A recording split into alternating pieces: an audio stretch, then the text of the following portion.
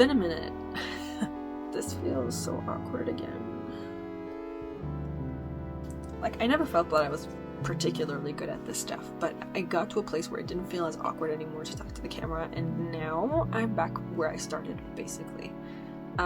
So please excuse my awkwardness and my not knowing what it is I'm really doing. I'm still a noob. Anyway, I'm here with a plan.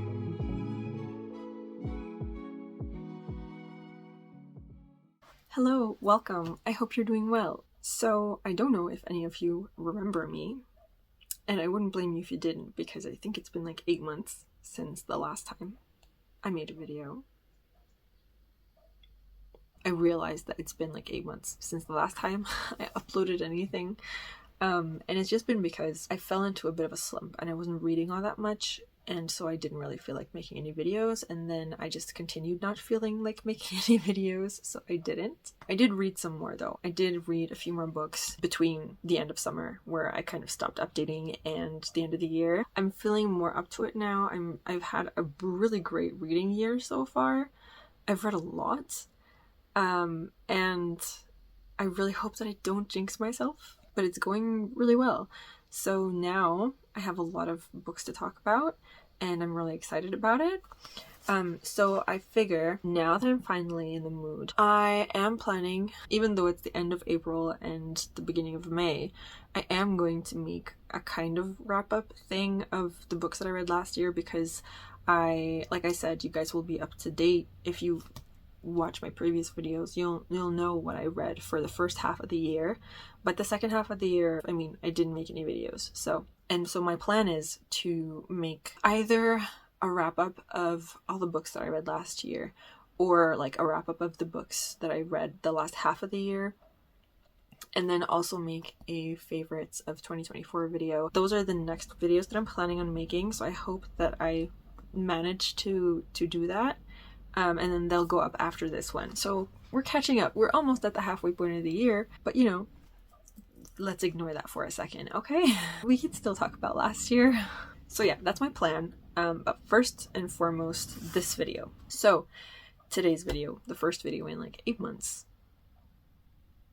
Obviously, you can see from the title, it's all about the books that I read in the first quarter of the year, January, February, and March. So I'm not going to include the books that I've read in April. I'm going to make a kind of wrap up for April and May in the very beginning of June. Again, hope I don't jinx myself, but that's the plan. I've been reading a lot so far this year. I've read, let's see, 14 books. I read 14 books in January, February, and March altogether, which for me is really good. That's a lot for me. That's a lot of books to read in 3 months for me. So I'm very happy with my progress so far. This reading year, and here's to hoping that it keeps going. Okay, so that intro was all over the place, but you get the idea. I have had a blast, a great time just reading, so I'm really happy with that, and I hope that I'll be able to continue. But for now, these are the books that I read in January, February, and March. Let's get into it. Okay, let's get into it.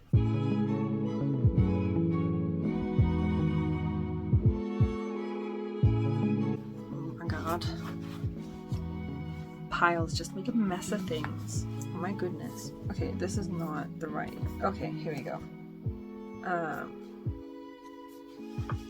Okay. Okay, I think I'm on top of everything. So the first book that I read this year was The Pale Horse by Agatha Christie. For those of you who don't know, and let's be honest, probably that's all of you by now, because I haven't talked about this in forever, but I'm a big fan of Agatha Christie.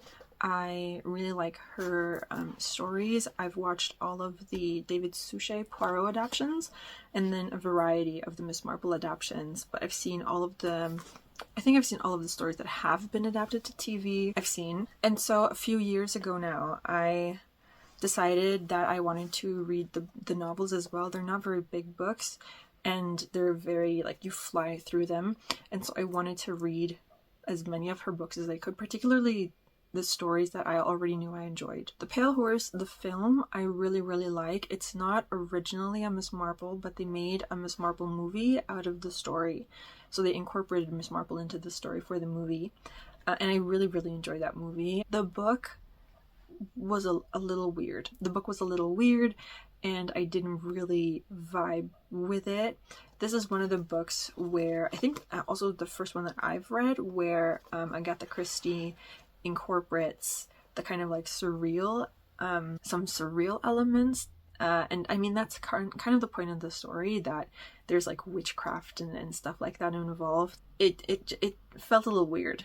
That's all. I didn't fully believe it. And of course, there is a more or less logical explanation in the end, but there was just a lot of witchcraft going on that I don't know if I would have felt differently about it if I hadn't already known more or less the story from the movie. This on its own now, knowing the story already and having seen the movie quite a few times because I like it so much, I don't know.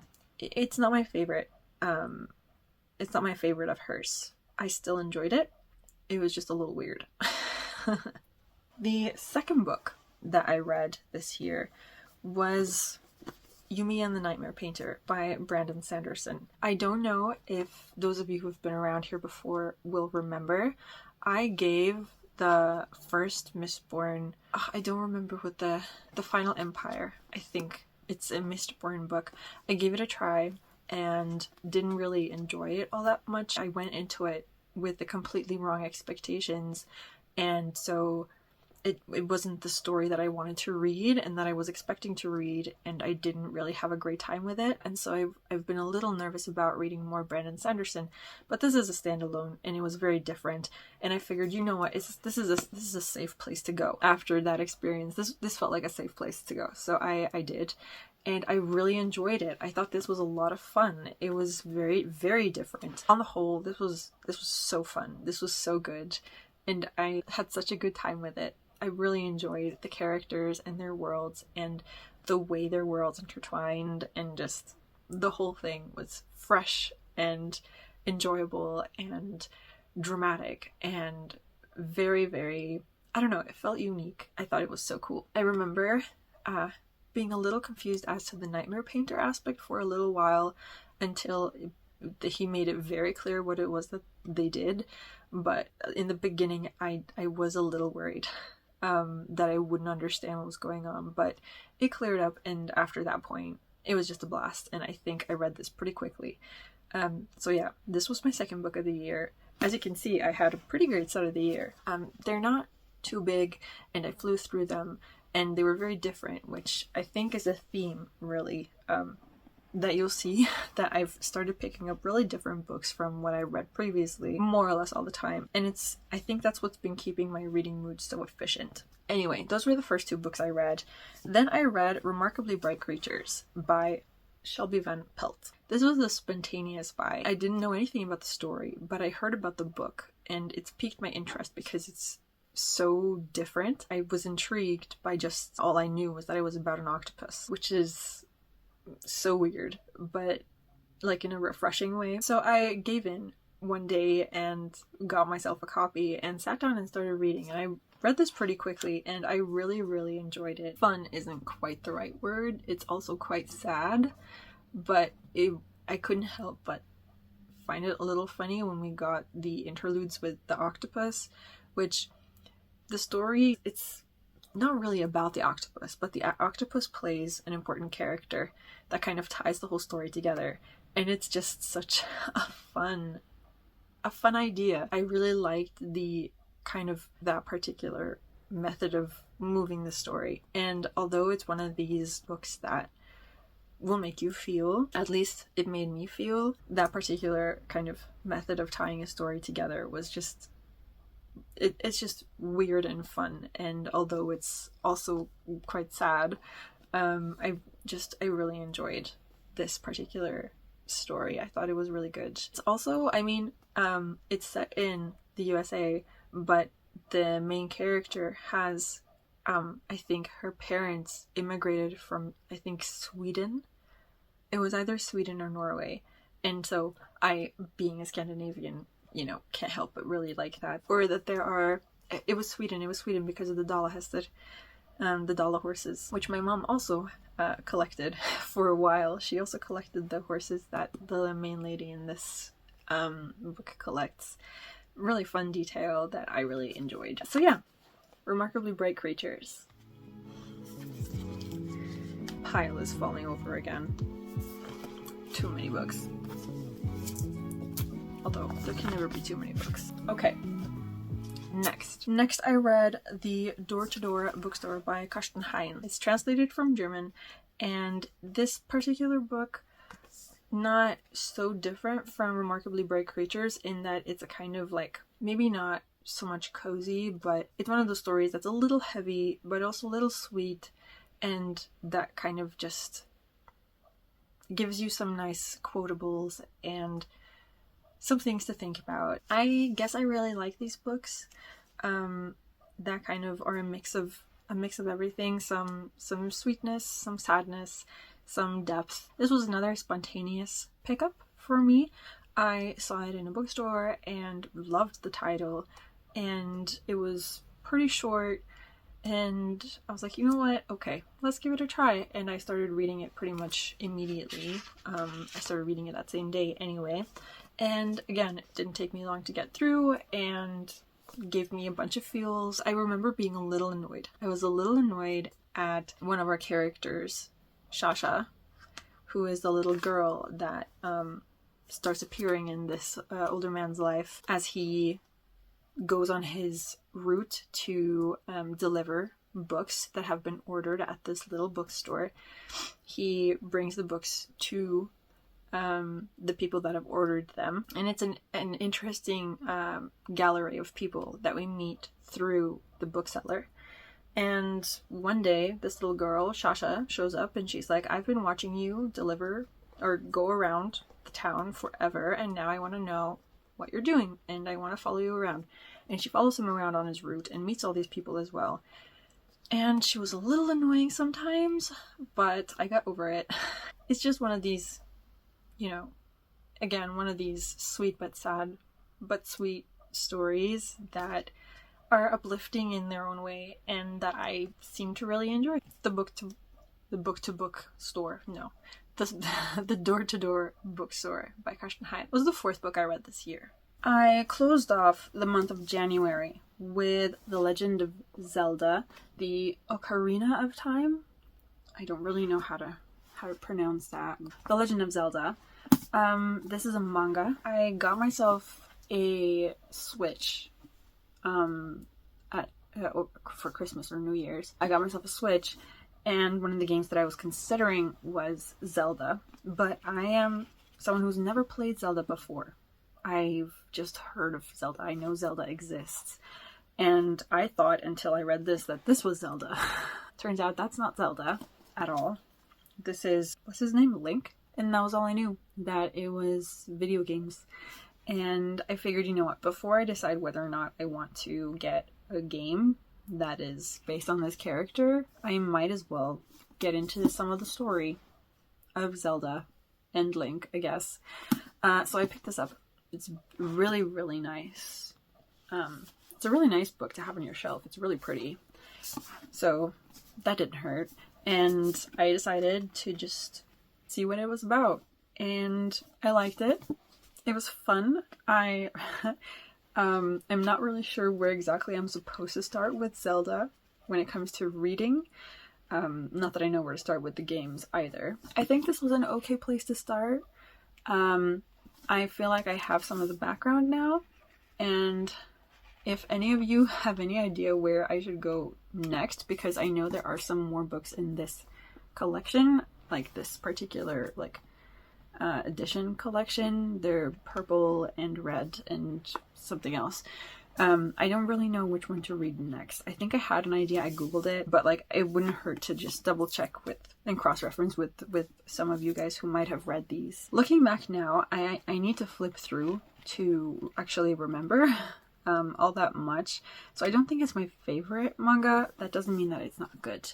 I did enjoy it and had a really good time with it. It's really nice sometimes to just break up the books you're reading with some manga that is easy to get through and that's exciting and fun, just to switch things up every once in a while. There is some more manga on my shelf that I already have that I do need to read. Not all that much, but some. But I do want to get to more of Zelda, because I guess I could put it this way. Based on what I read, I was intrigued enough to really consider getting the game. I just feel like I need to read a little bit more before I decide to get one of the games. Breath of the Wild, that's the one that's been recommended to me. I think that's what it's called. Breath of the Wild? Something like that. And I kind of, I think it's the kind of thing where you don't have to do everything in order for it to make sense. But I do kind of like to have some background, and particularly when it comes in book form. So yeah, this was the way I wrapped up January. Now we get to February, which was a month where I read a lot, which is ironic because it's a really short month. But I read a lot in February. And I don't think I read this in January. I think I started February with this one. Emily Wilde's Map of the Otherlands by Heather Fawcett. This is the sequel to Emily Wilde's Encyclopedia of Fairies, which I did read last summer. I read it for a video that I ended up getting sick for or something, and so it wasn't the most entertaining reading vlog, but it was for an event that Danny Dabbles was holding, so I did make some comments about that book. I ended up enjoying it. I really did like Emily Wilde's Encyclopedia of Fairies. It was a book I was intending on reading anyway, and I was really happy to finally get to it.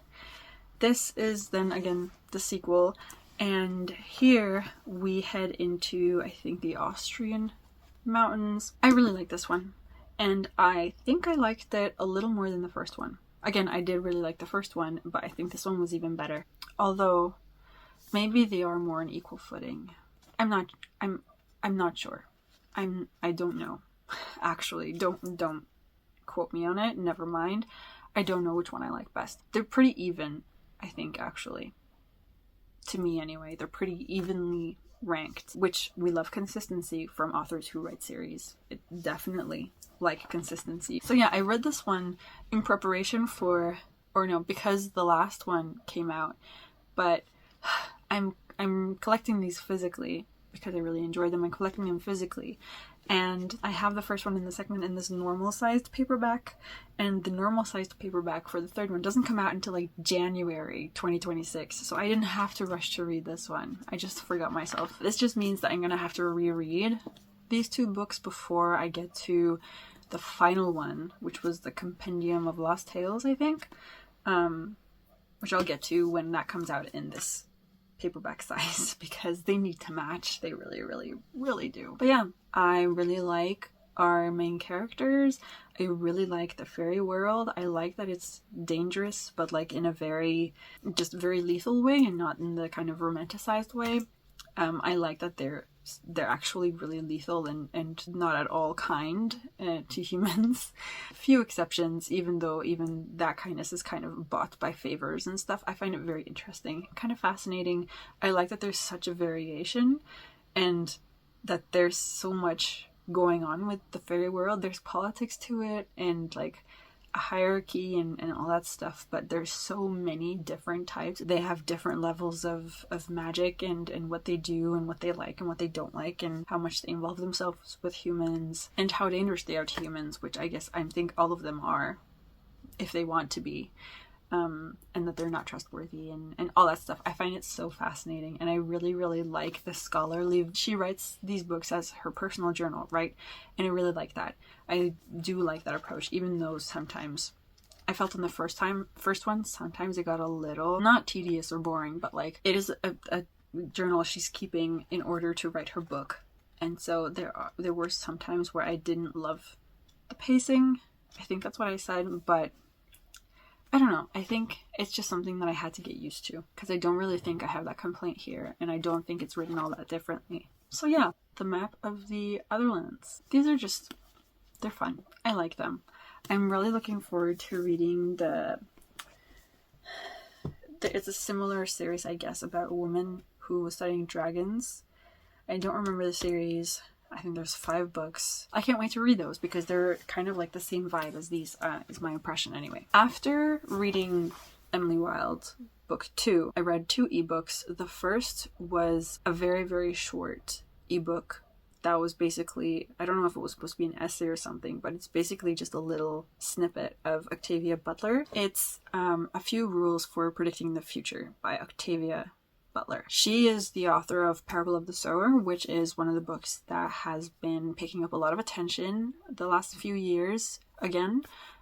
It's an older book, but it's been picking up some steam. I'm really excited to read that book this year. I have both Parable of the Sower and Parable of the Talents, so both books in the duology, and I'm really excited to read them. They're dystopia. They were written, I don't know if they were written in the 80s or something, but they're set in 2025. It's a dystopian future, and I've heard just fantastic things about these books about Octavia Butler. I've found this one because of Goodreads, because of their new challenge thing. I don't remember how I found it. I think I found it on Goodreads, but it was really short, like 30 pages or something, to get that first impression of her, where she talks about how she predicted the future and what she had to say about that particular, because that's what people have been telling her for years. She came with her explanation, and it was just so grounded and interesting, and it made a lot of sense, and I really enjoyed it. It was just a very, very small snippet. I ranked it really highly, even though I don't really know if it required a ranking, because it's not even like an essay length. It's really, really short. It's a very small book with very little text, but I really enjoyed it. Yeah, I thought it was really good, and a pretty good first impression of this author, who I'm very excited to dive more into later this year. And then after I finished that one, I read another ebook. I read The Answer is No by Frederick Bachman. This is a short story that he wrote. I don't know if it was for Amazon or Kindle or whatever, but he wrote this short story, and I listened to it on audiobook, I think. Actually, I think I listened to it on audiobook, because I read last year my first Frederick Bachman book, which I don't know if I've talked about yet. But I read Anxious People. In Swedish, that book is called Folk med ångest. And so directly translated, that means people with anxiety, but I think the English title is Anxious People. I read that one, thoroughly enjoyed it. It was amazing. And I started Beartown as well. I'm halfway through. It's one of the books that I put down, not because it wasn't good at all, but because I was so overwhelmed with so many books I wanted to read that I ended up reading nothing. I couldn't pick any of them up. So I'm halfway through Beartown. It's all part of a reading vlog, actually, that I am now halfway through. And I hope to get up at some point this summer, because I'm really eager to get back to Beartown now. So hopefully I'll finish it soon. We'll see. But I read this one, The Answer is No, and I quite liked it. Again, I was a little annoyed with the main character, because I got the impression initially when I read about his character, or like when I started reading the book or the short story, I got one impression of this character, and then when we got to where we see him like interact with other people in his apartment building, I got another impression of what this person was like, and they didn't really hang together, and so I was a little like frustrated by that. But aside from that, I did quite enjoy it. It was one of those you constantly roll your eyes, but in like a good way. It's one of those stories, and I thoroughly enjoyed it. So yeah, Frederick Bachman, I already know, is a fantastic author, and I know everyone loves his books, and for good reason. I'm getting on board that wagon so late. I know, particularly as someone who was half Swedish. I am so late to the game. I know, but I'm getting there. So yeah, I'm really happy that I got to it. I really wanted to, and I did, and that made me really happy. And so, yeah, thoroughly enjoyed that one as well. Then I read The Life Impossible by Matt Haig. I have read 2 books by Matt Haig previously. I read The Midnight Library and The Humans. Both of them I read with my best friend. She is a huge fan of The Midnight Library, and she really liked The Humans too. And so she was the one who put me on to Matt Haig to begin with. And I enjoyed those books too. I thought they were pretty good. Neither one is, like, to me, a fantastic book, but they're really good. I do enjoy them. And so when he announced that he was going to release this book, I was really excited. I really looked forward to this release. And then it was released, and it got such mixed reviews that I was really, really, like, I put off getting it because I was so nervous. I eventually did end up picking this book up, and you know what? This is my favorite of the 3 that I've read so far. I like it better than The Midnight Library, and I like it better than The Humans. That's not to say, again, that those books weren't good. They were good. I really liked them. But this one is the one that I would have ranked my favorite. If I were to rank the 3, this one would be on top. And I know that is... I don't think it's an unpopular opinion. I just don't think it's a popular opinion. I think most people experience this as a pretty mixed bag, that it's a little bit of both, and I can understand why, because this took a very different turn than his other books have taken that I did not expect at all. But I really liked it. I liked that turn in the way the story progressed, even though I didn't expect it at all.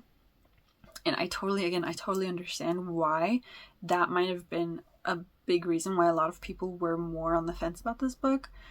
To me, it really worked. I had a good time with this book. I thoroughly enjoyed it. I do remember saying in my review and feeling that this was the best of the 3 books that I read so far by Matt Haig. So yeah, this was an early February read that I just had such a great time with.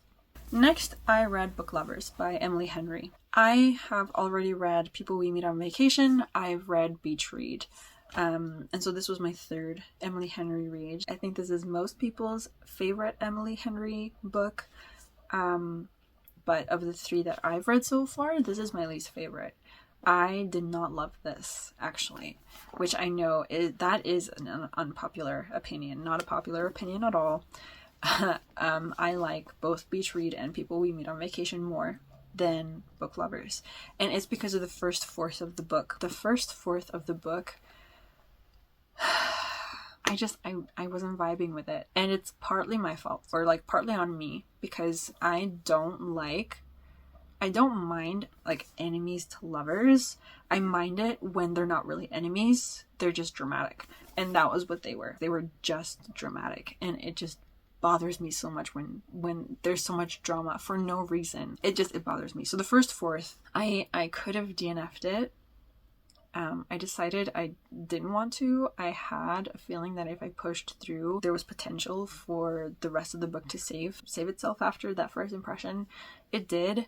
I liked the way it ended. I liked a lot of the discussions between the main characters about tropes and stuff like that, and it felt kind of meta. Like it felt a little like it was commenting on itself and stuff. It was fun. I liked the spin it took on the big city people go to a small town trope, I guess. I like the take that this book had on that element. There was a lot to like about it, but I struggled so much through the first fourth because I didn't like the characters. There wasn't enough to underlay their reasoning for not liking each other. The foundation was so thin for that, and I didn't love that. But yeah, I liked everything else, so it was still a good book, but it's my least favorite of the 3 that I've read so far.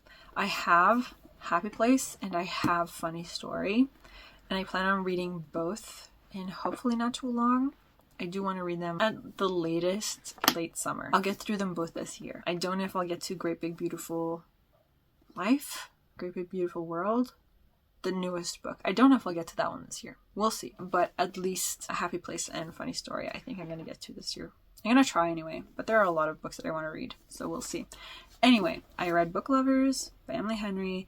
Didn't love the first fourth, but the rest of the book was pretty good, and so I liked it. It just is not my favorite Emily Henry book. Speaking of not favorites, we get to the next book I read, and I think the last book I read in February, which is Legends and Lattes by Travis Baldree. I know. Listen, I had high hopes for this.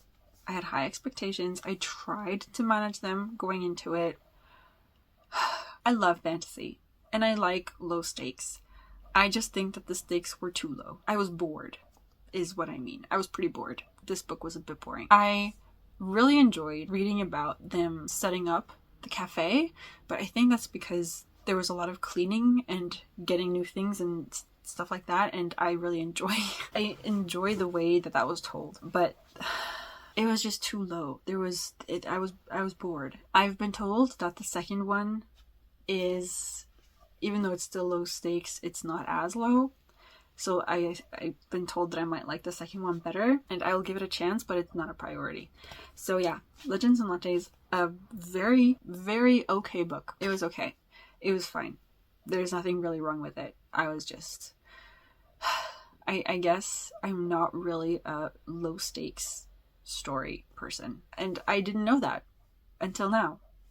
You know, I read and I learn about myself that clearly low stakes fantasy is not for me. And I would never have known that if it weren't for this book. So for that, I'm grateful. I'm glad I read it. I would have wanted to read it anyway because people love it. And I totally get it. Absolutely. And if you love this book, amazing. I'm not criticizing or anything at all. It just is not for me. You know, and that's okay. We can't love everything, unfortunately. I feel like my unpopular opinions on these books are just, please don't hurt me. Don't hurt me, please. I can understand why people love these books. I totally can, and if you do, amazing. But they're just not. They just weren't for me. And it was a bit of a bummer to have them right after each other. So that kind of sucked. But yeah, again, I didn't rate these that low. They were good books. They just weren't my favorites. And unfortunately, everything can't be. Okay, that was how I wrapped up. I think that was all I read in February, because I didn't read all that much in March, which is ironic because that's a very long month. I think I read 3 books. So I think that I started off March with this one. If I didn't start off March with this one, this was how I ended February, but I'm pretty sure I started March with The Soul of a Woman by Isabel Allende. She is South American, from Peru, Chile, what does it say?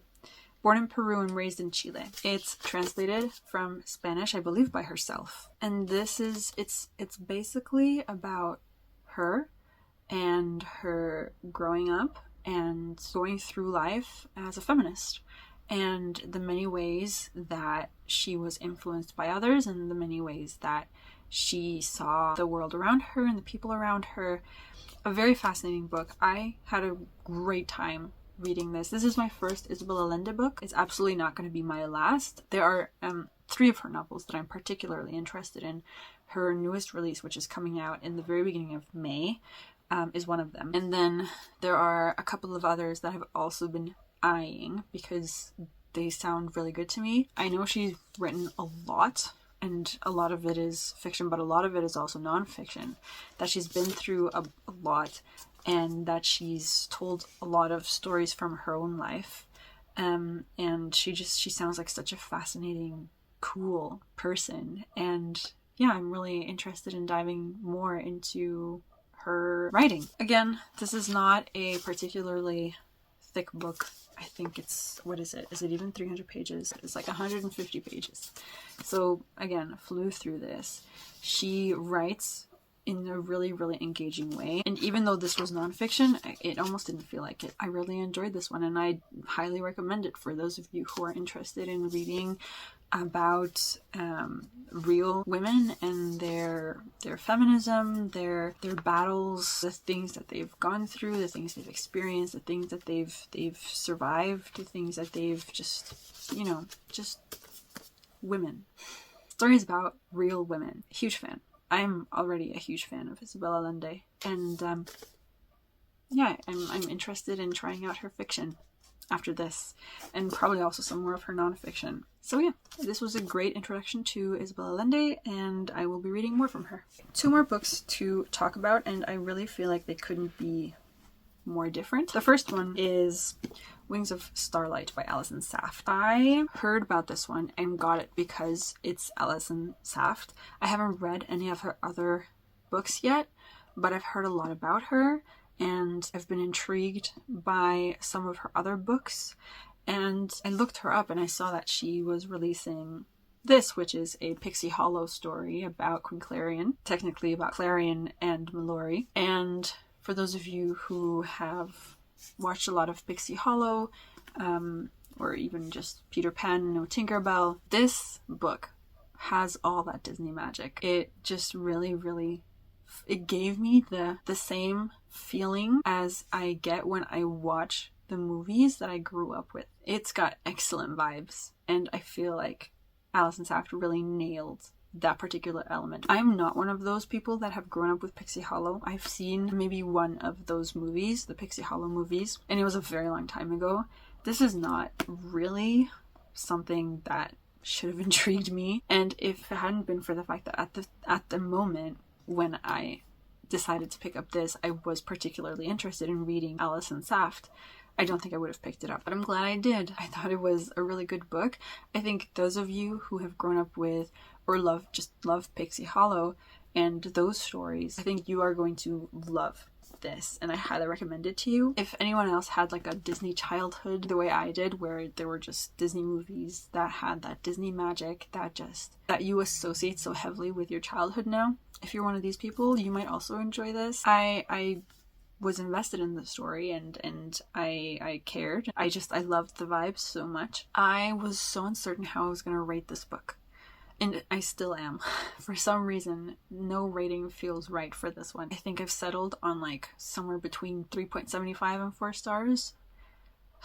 Even that feels wrong. I'm not really sure. I just don't know what it is about it that just doesn't fully click with me. And I just think it's because I don't have the same nostalgia for particularly Pixie Hollow that I think a lot of other people do. I just think that's the missing part that I would have, if I'd been a huge Pixie Hollow fan, this would have been just the perfect book for me. It gave me a really, really great first impression of Alison Saft, and I am now just so excited to get to some of her other books. I have one of them, and I cannot remember which one it is. I have one of them though, and I'm hoping to get to it sometime in the autumn. It feels like an autumn appropriate read for some reason, which I could be entirely wrong about. But so yeah, Wings of Starlight by Alison Saft. And the book that I closed March with is actually a reread. I have to be better at letting myself reread books because I really enjoy rereading my favorites, but it always leaves me with this small feeling of guilt because I have unread books that I should also be getting to. And so I struggle letting myself reread books that I love only for that reason. But I hadn't read this particular book in so long. I've never reread it before. The first and only other time I've read this book was when I first got it, and that was sometime between 2010 and 2012. And it is, of course, The Hunger Games by Suzanne Collins. I have reread not only The Hunger Games, but also the rest of the series because of Sunrise on the Reaping. Sunrise on the Reaping is the 5th Hunger Games book. It is a prequel to the Hunger Games series. It takes the story of the 50th Hunger Games, which is Hamish's Hunger Games. And I have the book, and I'm really excited to read it, but I felt like I needed to, first of all, reread The Hunger Games before I could read it, and second of all, finally read Ballad of Songbirds and Snakes, because I haven't read that one either. I also haven't seen the movie. I haven't seen the movie because I haven't read the book, and I haven't read the book because I was worried that I wasn't going to like it, like really worried. Also, I felt like I had to reread The Hunger Games before I read The Ballad of Songbirds and Snakes, and I couldn't bring myself to reread the books when that book came out for some reason. I was like, no rereading books. Too many new books to read. But I have decided to scrap that mentality. It's taking some work, but I'm getting there. And so I reread The Hunger Games, and then I reread Catching Fire, and then I reread Mockingjay, but those are April reads, and we will get to them in a month. We'll get to those books. This book is just as good as I remember it being. It is even better than I remember it being. I read these books the first time because I wanted to watch the movies, and I've always been the kind of person that can't watch a movie if there's a book out and I haven't read the book. Hence why I haven't seen The Ballad of Songbirds and Snakes yet, because I haven't read the book. And it's just always been that way. I mean, technically when you're writing prequels, a reread of this is not necessary, but I'm reading The Ballad of Songbirds and Snakes at this moment, and it is fascinating to read that book after you've read this, because you see all of the it's obviously The Ballad of Songbirds and Snakes takes place 64 years before this, and you see how much has happened, not just with the Hunger Games, but with Panem and the people since then, and it is utterly fascinating. I'm having a great time with Ballad of Songbirds and Snakes. Anyway, we're talking about the Hunger Games. After all this time and after all these years, it is so good. It is so good. I am 29 years old, okay? And the first time I read this, I must have been like 16, I think, when I read this the first time. It's been more than a decade. and it still holds up. I still love it. My only problem with this series is that it's written in first person. I really wish it wasn't. Although, well, no, I don't wish it wasn't. I would have loved it if it weren't written in first person, but in the beginning of rereading this, it just felt so much more YA because our main character is a 16-year-old girl, and being in her head, you can't escape it. But I wasn't even halfway through this book when I fell into that step, and I really enjoyed the way that it was told, because Katniss, as a main character, she is very young, but at the same time, she's more mature than she should be at her age because of the many tragic situations that she has been through and that she is going through, and that the people around her are going through. I feel like Suzanne Collins managed to kind of depict what it must be like for children, teenagers, to have grown up and continue growing up in a world, in a country, in a place, in an environment that is hostile in one way or another, or in several. I feel like she did such a good job with Katniss at showing both that she is a child, but at the same time showing that this girl has been through it. She and everyone she knows has been through awful things and continues to go through awful things. And, you know, that causes even a child to grow up in a lot of ways, to grow up much faster than they should have to. And even so, she's still a child. And like that kind of seesaw was very interesting to read, and that particular element as well just shone off the page and was told in a really good way. So The Hunger Games just stands the test of time. Depressing, but so good. One of my favorite reads of the year so far. This weekend, hopefully I'll be finished with Ballad of Songbirds and Snakes, and I'll finally see that movie, and then I can read Sunrise on the Reaping. So yeah, The Hunger Games reread was kicked off in March. It was about time, and I'm so glad that I finally reread this book and this series, and that I'm finally getting to the new ones. They're just still fantastic books. Okay, that is it. These are the books that I've read so far this year, and then to one ebook and one audiobook. It's a promising start to the reading year for me, and so far in April it's been going really well too. You now know that I'm rereading The Hunger Games, and I'm finally getting to the newer Hunger Games books, but I have been reading some other stuff as well. I'll get to those in the very end of May or the beginning of June when I do my April-May wrap-up. I have kind of forgotten how to do this. I'm not really sure what I'm doing anymore, and so I'm sorry. I apologize for being a little awkward. I don't really know how to talk about these books. I don't know what I'm doing anymore. All I know is that I want to get back into it, and I feel like I'm going to need a few videos before I get back into the groove and I remember how to do this. So yeah, I apologize for that. I'm not going to promise anything, but I hope to be doing a half-year check-in where I'll talk about my favorite reads so far of the year, and there I'll give more details, hopefully, of those particular books. And then yeah, I plan on putting up 2 2024 wrap-ups, 2 2024 wrap-up-ish videos after this. They're the next ones that I want to film anyway, and we'll see how that goes. I hope that it works out, and if it does, then those are the next videos you will have from me, and we'll just take one video at a time. I hope that I'll be putting up a few videos every month, but I really don't want to put myself on a schedule because then everything is gonna go wrong. So I'm gonna just try and be consistent with putting up videos on a somewhat regular basis, and then hopefully there will be 4 or 5 per month. We'll see. I just don't want to pressure myself too much. Bear with me, please, while I get back into the swing of things. Again, gonna need a few videos to do that, I think, but at least I've started, right? At least I'm trying again.